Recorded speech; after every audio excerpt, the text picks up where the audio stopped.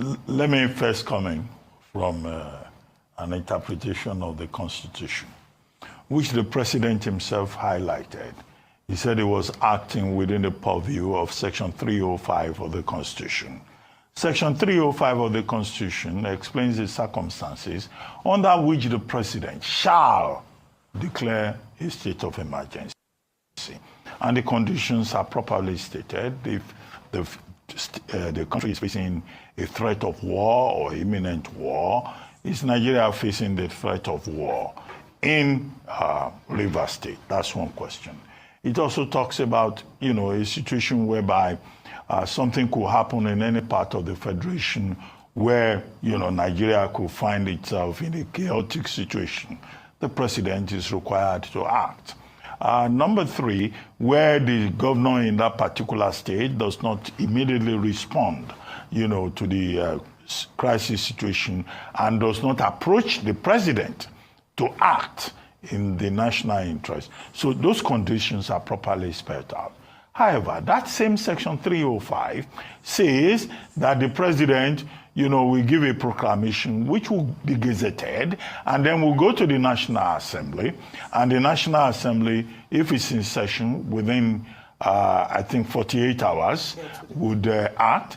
If it's in recess, within 10 days, will act. If the National Assembly does not consider that particular proclamation, gazetted proclamation, valid, then it will vote otherwise. 2/3 majority of the two houses, the Senate and the House of Representatives, and if that happens, the decision is abated.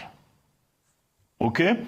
Now, because we are constrained by time, let me now say that Section 305, which the President quoted, is the operative principle. Now, let's look at what the President said. I think that the President has violated the Constitution, even within the purview of Section 305. And he has violated the Constitution because he was not properly advised to respect that section of the Constitution. In what regard did he violate that section of the Constitution? In fact, he acted as a dictator by saying that the administrator that he has appointed can make regulations and laws will be made for the Rivers State House of Assembly henceforth by the Federal Executive Council. The Federal Executive Council does not have such powers. Section 11 of the same Constitution says that, look, when there is a state of emergency, it's only the National Assembly that can make laws for a state House of Assembly. Now, President Tinubu has appropriated unto himself the powers to make laws for the Rivers State House of Assembly. That's an impeachable offense. I don't know whether the National Assembly will have the courage either to reject his gazetted proclamation or to proceed on an issue of impeachment against him for violating the Constitution of the Federal Republic of Nigeria. Now, the other relevant portion of the Constitution is Section 188. Section 188 of the Constitution spells out how a governor can be removed from office. A governor cannot be removed from office by the proclamation of the President of Nigeria.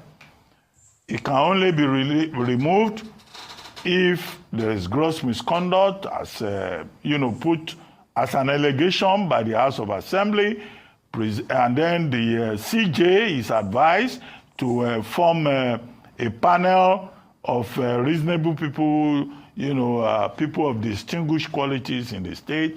And if that panel now decides, within the purview of Section 188, that those allegations are wrong, that puts an end to that process. The President has not followed that. He has acted unilaterally. Section 1, subsection 2 of the same Constitution says that this country, called Nigeria, cannot be governed except by the provisions of the Constitution.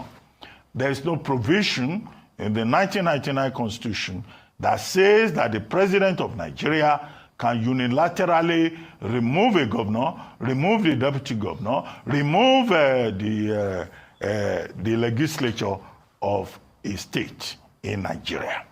So again, that again proves that this is a violation of the Constitution. I go to the third leg of my analysis, which is to say that who advised the president?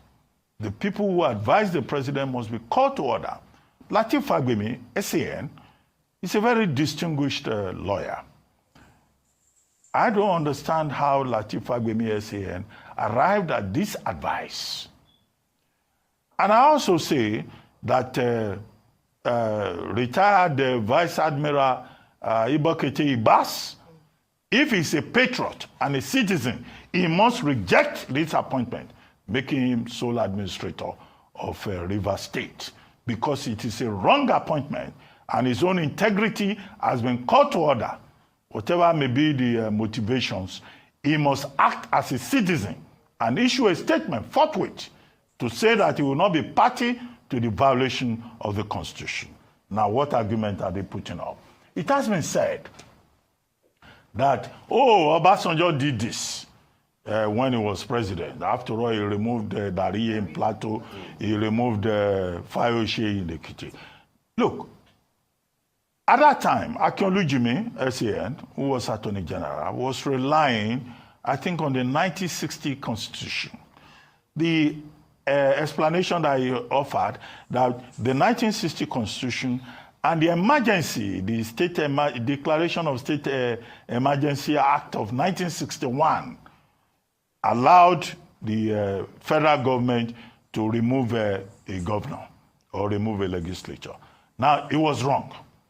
Because at the time he was making that statement, with due respect, the operative law in Nigeria was, either it was the 1999 Constitution.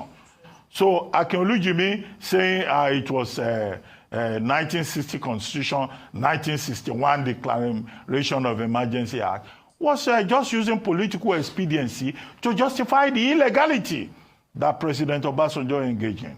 And people who are quoting the Obasanjo president must realize that an armed robber cannot say that because one armed robber got away with it, so you also have a right to commit armed robbery.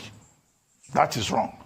The second point that I would like to make, again with due respect, is that people have been referring to the Jonathan period, that Jonathan declared a state of emergency in about 3 states of the Federation, Adamawa, Borno, I think Yobe.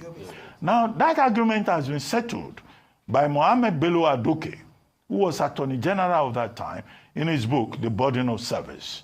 I don't remember the specific pages. But as a reviewer of that book, I reviewed that book on the back page of this.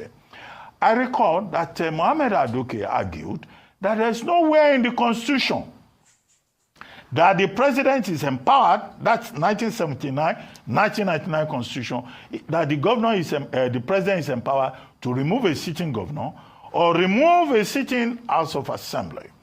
And that was why under President Jonathan, no governor was removed, no deputy governor was removed, no state House of Assembly was sacked, no local government chairman was even removed in those 3 states. So the people who are just making argument about president, they are speaking out of ignorance. And I recommend Adoke's book for them to find that explanation. Having dealt with the legal framework of this conundrum in which we have found ourselves, yesterday I wrote a piece, back page of this day newspaper, in which I said President Tinubu should take charge of the situation in Rivers. I was reminding him of the crisis in the Western region, First Republic, the Wild Wild West, 1962, the crisis between Adigbenro and Akintola, and when Tafawa Balewa, appointed Majekudumi as sole administrator. The 1960 Constitution allowed Tafawa Balewa to so act. But I said President Tinubu should not allow history to repeat itself. I expected that in intervening, even despite the fact that there have been violations of the pipelines, and Joe Youth Congress is saying they will sabotage Nigeria economically, I expected President Tinubu to still act within the province of the law. And that's why I say he has been misadvised.